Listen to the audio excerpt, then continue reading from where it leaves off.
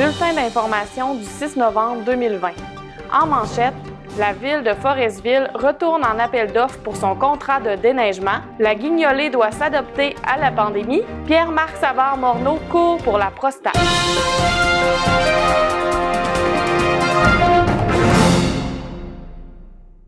Le conseil municipal de la ville de Forestville a rejeté la seule soumission conforme reçue dans le cadre de l'appel d'offres concernant son contrat de déneigement 2020-2023 lancé en septembre dernier.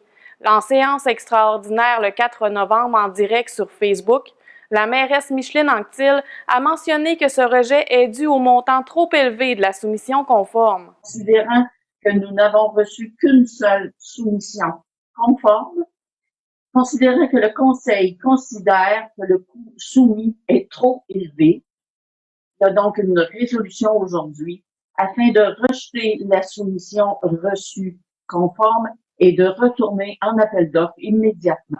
Via le système électronique d'appel d'offres du gouvernement du Québec, la ville de Forestville a reçu les propositions de l'entreprise Jean Fournier de Bécomo au montant de 1 999 575 $ considérés non conformes pour des raisons d'équipement et des excavations à Savard de Forestville pour 2 257 129 $ considérés trop élevés.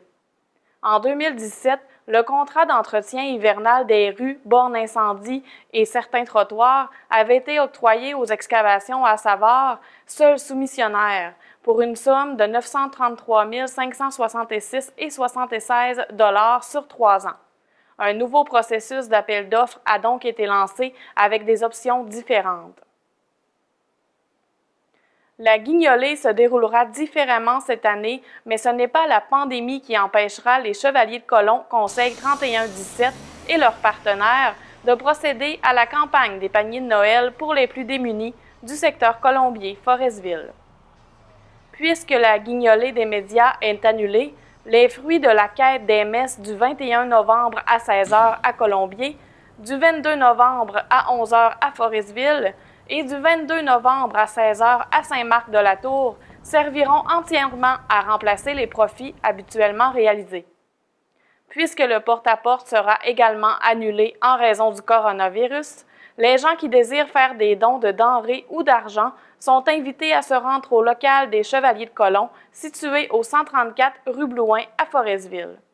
La récolte des dons et denrées aura lieu les lundis, jeudis et samedis de 8h à 16h à compter du lundi 23 novembre et ce jusqu'au 14 décembre. Pour ceux et celles qui appréhendent la période des fêtes et voudraient recevoir un panier de Noël, l'inscription doit être acheminée au Centre d'action bénévole Le Nordais entre le 23 novembre et le 12 décembre. La première semaine de novembre s'est avérée stable en ce qui concerne les cas de COVID-19 dans la région. La MRC de la Haute-Côte-Nord a enregistré un nouveau cas samedi le 31 octobre pour un total de 5 personnes atteintes du virus. Quant à la Côte-Nord, il y a toujours 172 cas confirmés et seulement 2 sont considérés actifs. Le 6 de la Côte-Nord dévoile désormais le nombre de cas actifs provenant d'une autre région. Cette nouvelle information indique le nombre de personnes infectées présentes sur la Côte-Nord dans le cadre de son emploi ou d'autres raisons, mais dont l'adresse de résidence principale est d'une autre région. En date du 5 novembre, ce nombre est de moins de 5. Au niveau culturel, le Pavillon des Arts de Forestville ne sera pas l'hôte de spectacle d'ici la fin de l'année 2020. Le comité de spectacle de Forestville, qui s'occupe de la programmation, n'a pas reçu l'autorisation de la ville de Forestville pour poursuivre ses activités. Les prochaines représentations auront lieu en 2021 avec les spectacles qui avaient été reportés en raison de la pandémie, soit celui des Sœurs Boulay le 27 février et la pièce de théâtre Les Trois Petits Vieux qui ne voulaient pas mourir.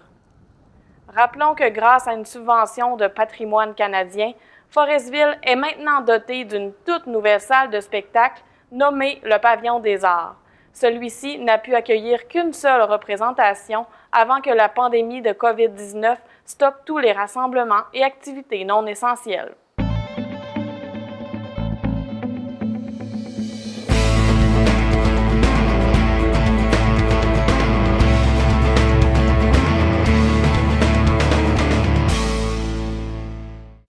Dans le monde du sport, lors de son assemblée générale annuelle le 27 octobre, le club de ski de fond Le Plein d'Air de Forestville a pris la décision d'augmenter le coût de ses cartes de membres afin de combler le manque à gagner de son traditionnel souper moules et frites annulé en raison de la pandémie. L'activité de financement qui se déroulait habituellement à la mi-novembre rapportait 3 000 $ en profit net à l'organisme à but non lucratif, finançant ainsi le surfaçage des pistes pour la saison. En prévente jusqu'au 1er décembre, les cartes de membres sont au coût de 75 $ par adulte et 25 $ pour les étudiants. En nouveauté cette année, la carte familiale fait son arrivée pour une somme de 150 $ en prévente. En ce qui concerne les passes journalières, elles sont disponibles chez Ultramar et ProNature au montant de 10 $ par adulte et 5 $ par enfant, comme les années précédentes. Les 45 à 150 membres de l'organisme sportif pourront profiter du chalet cette saison malgré la COVID-19. Toutefois, les mardis ski ne seront plus organisés pour ne pas favoriser les rassemblements et les amateurs de fat bike ne pourront plus utiliser les pistes du club Le Plein d'Air. Au niveau des pistes, une corvée a été effectuée à la mi-octobre afin de les élargir et de stabiliser le sol dans le but d'offrir une qualité de sentier exceptionnelle aux skieurs. Mais aucune autre n'a été développée puisqu'un projet de ligne d'Hydro-Québec vient chambouler les tracés du club de ski de fond. Dans le cadre de la deuxième phase de sa ligne électrique de 69 kV, aménagée le long de la route 138 entre Longrive et Forestville, Hydro-Québec doit se rendre au poste situé sur la rue Jean-Raymond, ce qui impacte presque la moitié des sentiers du club de ski de fond. L'organisme a fait parvenir ses préoccupations à la Société d'État et est présentement en attente du tracé final de la ligne qui prévoit un déboisement de 40 mètres de largeur dès l'été 2021.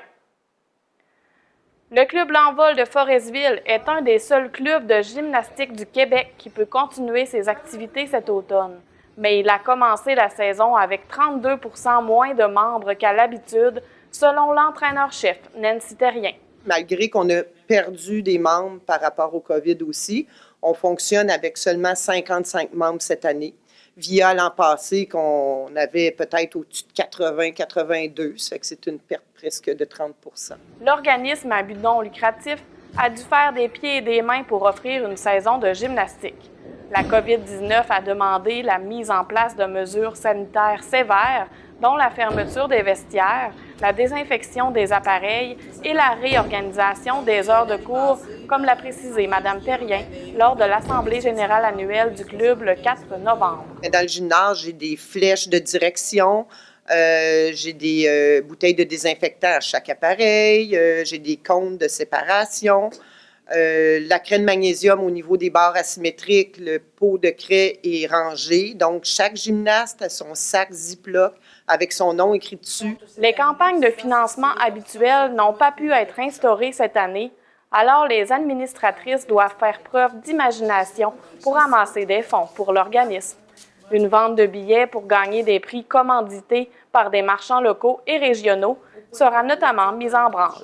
Le golf Le Méandre de Forestville a connu une très bonne saison malgré les contraintes imposées par la pandémie de la COVID-19. Les détenteurs de cartes saisonnières et les touristes se sont fait plus nombreux, ce qui a donné un coup de main à la coopérative à but non lucratif. Rappelons qu'au mois de mai, la saison de golf était incertaine et le club foresvillois attendait les consignes sanitaires du gouvernement avant d'ouvrir son terrain aux joueurs. C'est à la fin mai que la saison a pu débuter, mais de façon bien différente. Quelques tournois et activités bénéfices ont été annulés, tandis que l'accès au chalet était limité à une personne à la fois. Des plexiglas ont aussi été installés pour séparer les quarts de golf.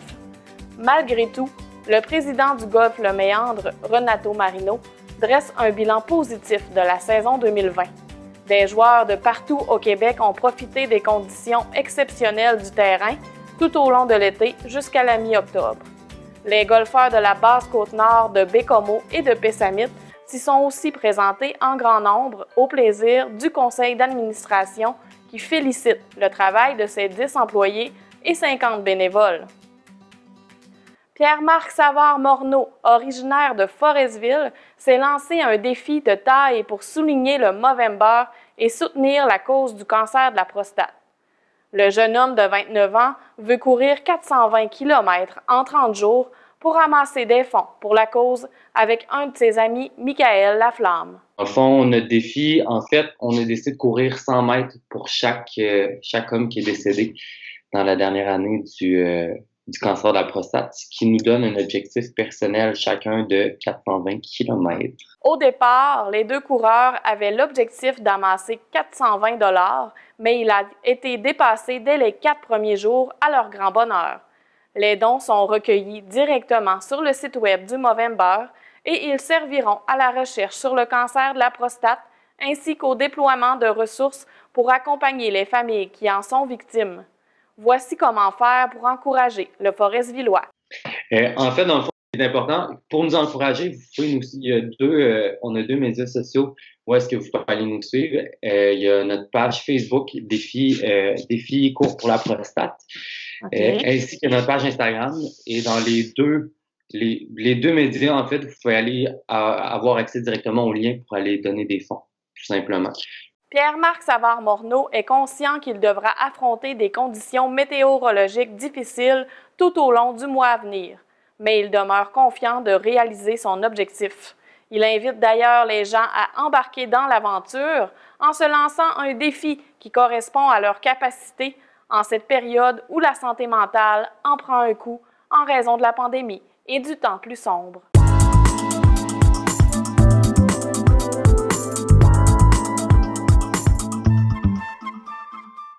À la météo, pour ce soir, vendredi, le ciel sera nuageux avec un minimum de 5 degrés. Ce samedi 7 novembre, les nuages seront encore de la partie avec 40 % de probabilité d'averse et un maximum de 6 degrés. Dimanche, c'est une journée nuageuse qui nous attend avec un maximum de 1 degré. Bonne fin de journée, à la semaine prochaine pour un nouveau bulletin TVL Info.